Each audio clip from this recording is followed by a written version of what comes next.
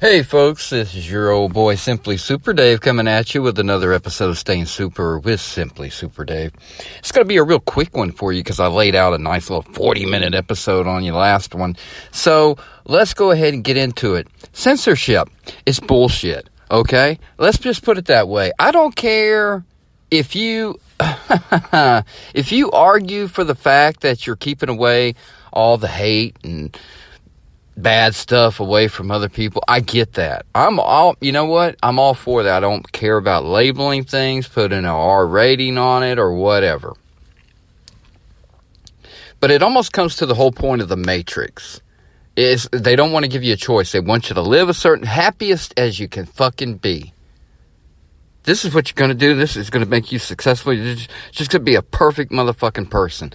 Non-existent thing, folks. That's all it is to it. We're all fucked up in our own little ways. Whatever little, and that is one thing with the internet age. We have become so knowledgeable about ourselves and our mental problems along with our physical problems and how to deal with them. It's made us healthier as a people because we're more attention worthy to ourselves, so to speak. Folks, I've had a wound up day, okay? I've got emotions flying everywhere, but I really centered down onto this one right here, especially to the one commenter there on YouTube. By the way, follow me on YouTube, folks. I got over 13,000 views on YouTube, not on the podcast, but yes, I do content creation with TikTok and I kind of spill it over. YouTube is my library, okay? So any content I create usually goes into the YouTube library, which goes back 10 plus years. So if you want to find some content on me and want to verify how I feel now to how I feel then, be more than happy to dig up anything on me that you can. And yes, I do consider myself a loser. And if you have listened to the podcast, I have no problem owning my shit and my failures. And I always will.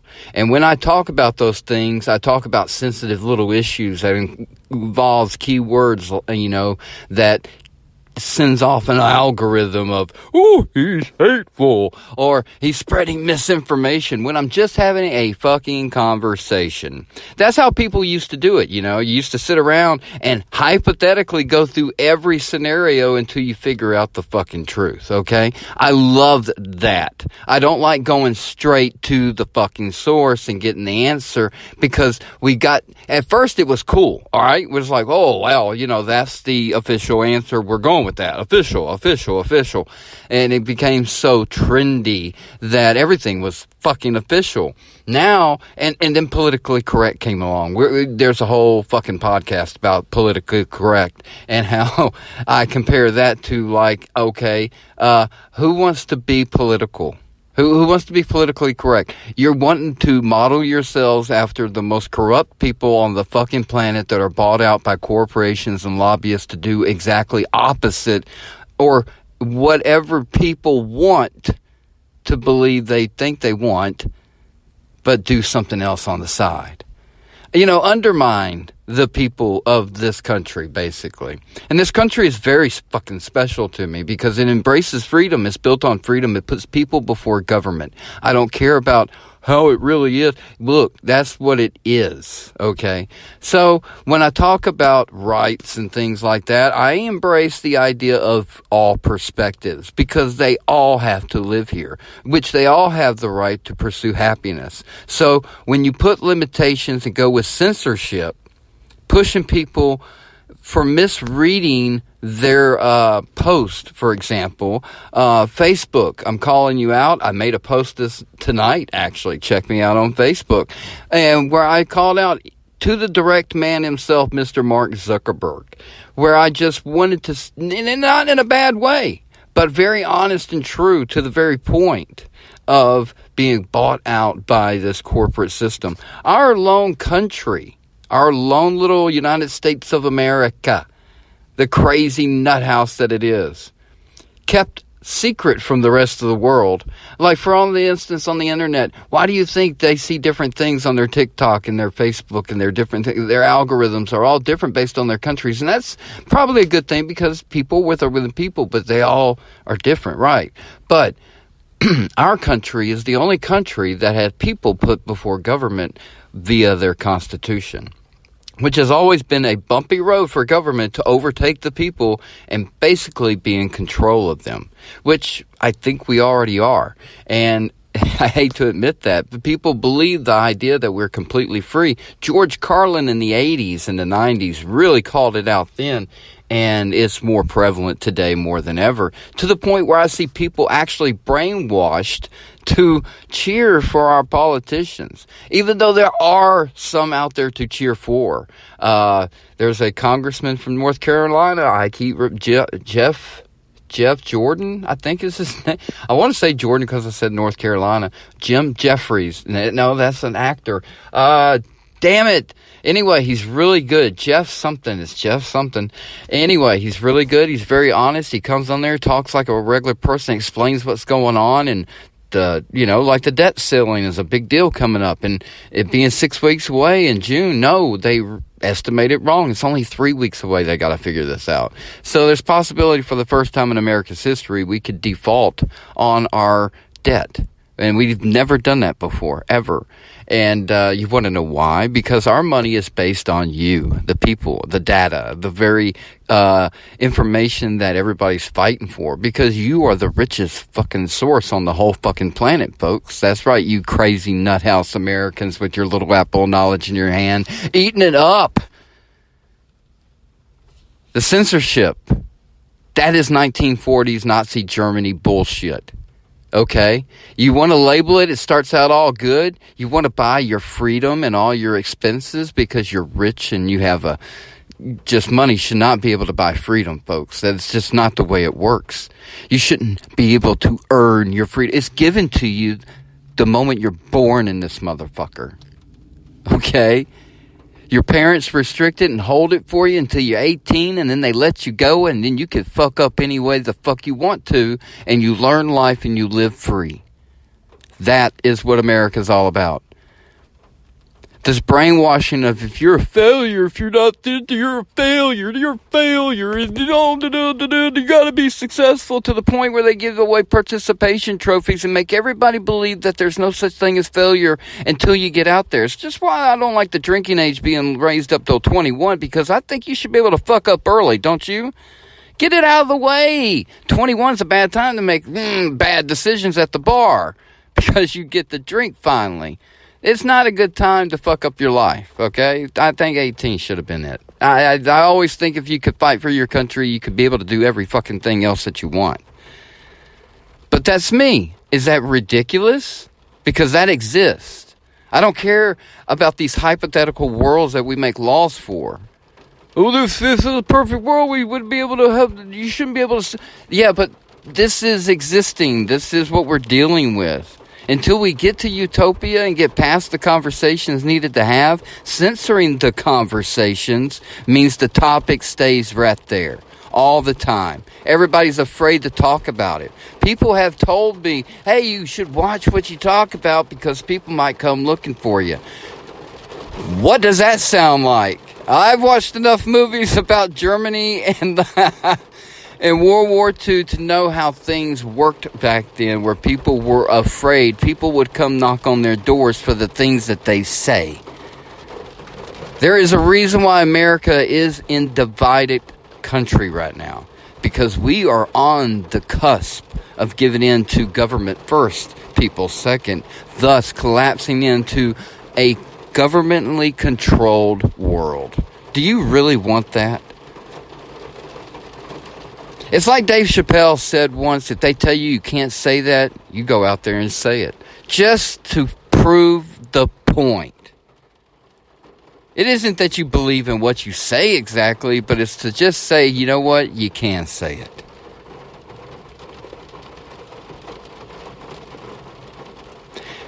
It's not that we need to revolt against our government, because it would be deemed traitorous. But that's how we got here to begin with. I'm just saying, folks, I hate to say that history repeats itself, but I'm scared to death that it might. But that can be all averted. All averted. No, you're going to love this fucking Debbie Downer fucking upside. It can be all averted thanks to AI. Because it's progressing so fast that it's going to annihilate us before we can fucking do whatever the fuck we want to do. Because it's going to figure out and it's going to tell us what to do.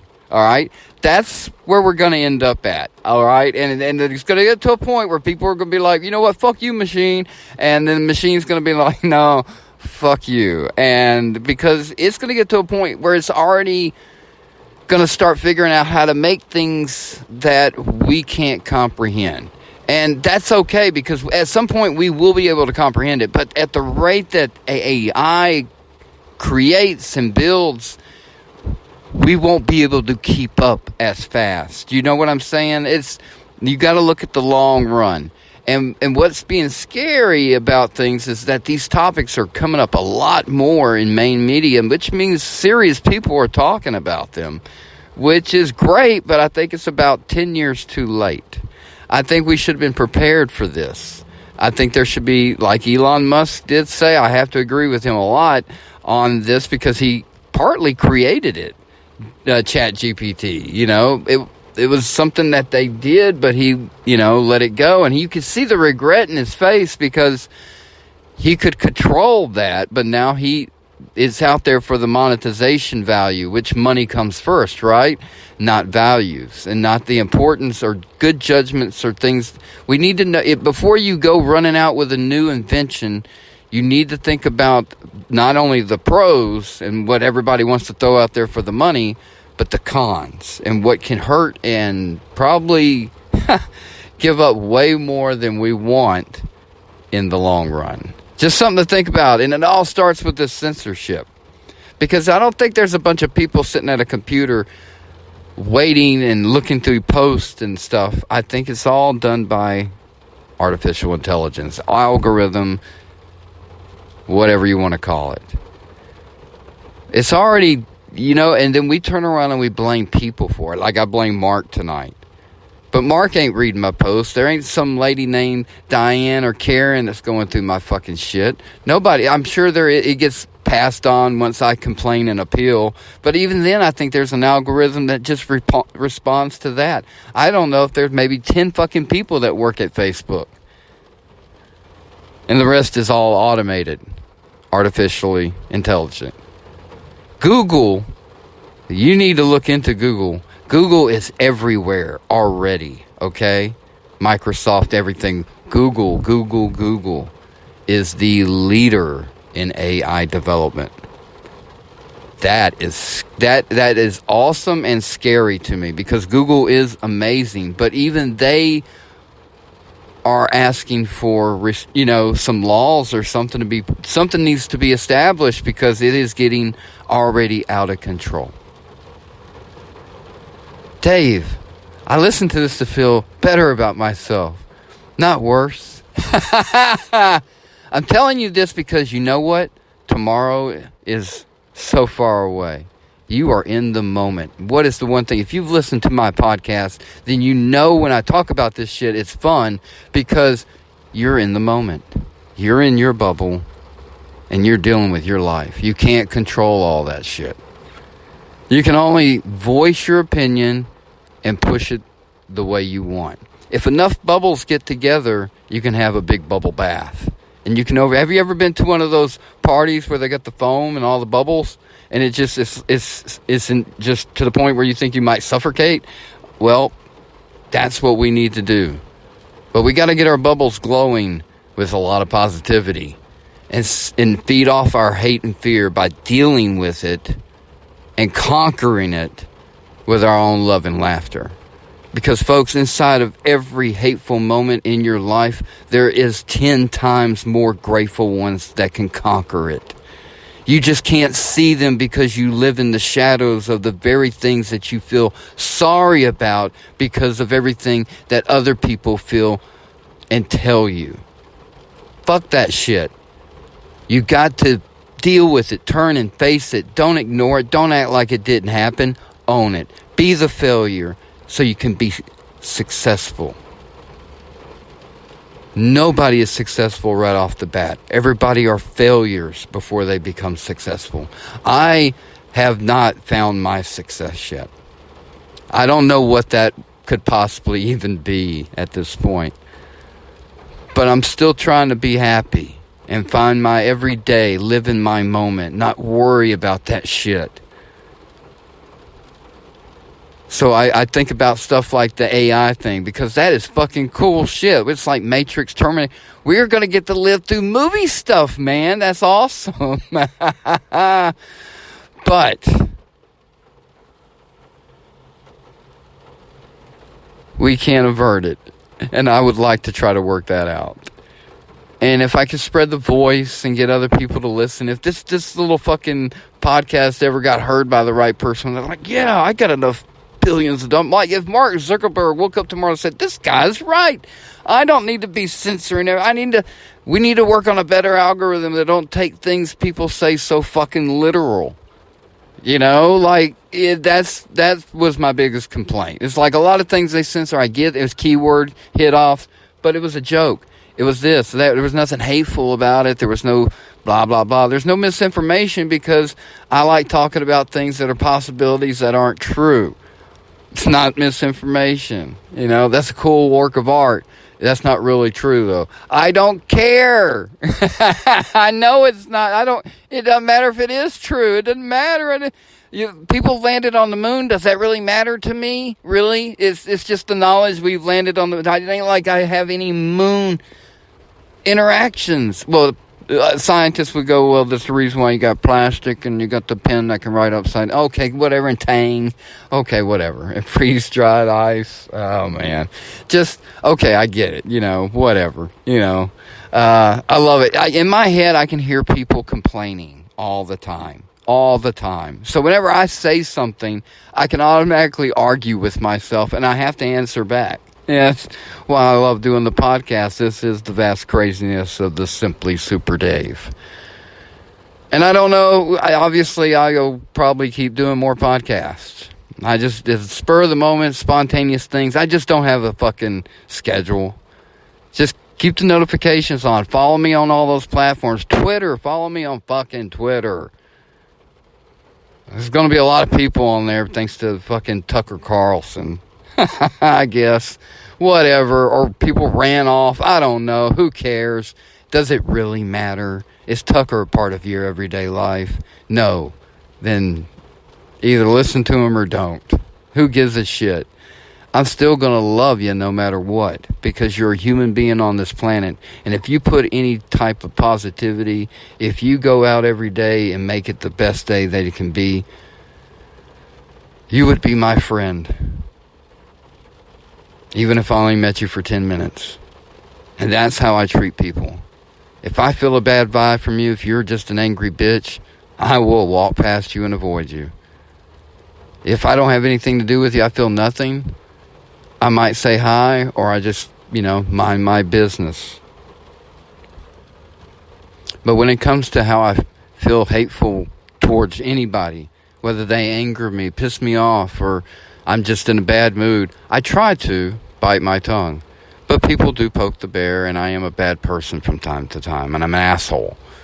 But I love being an asshole. Dennis Leary's one of my favorite comedians of all time.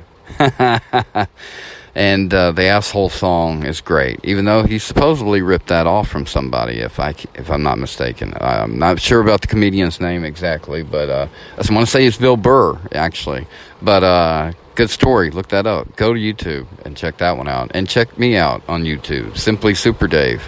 I'm almost up to 100 subscribers on there, and it's free. So there you go. Everything I offer you is fucking free.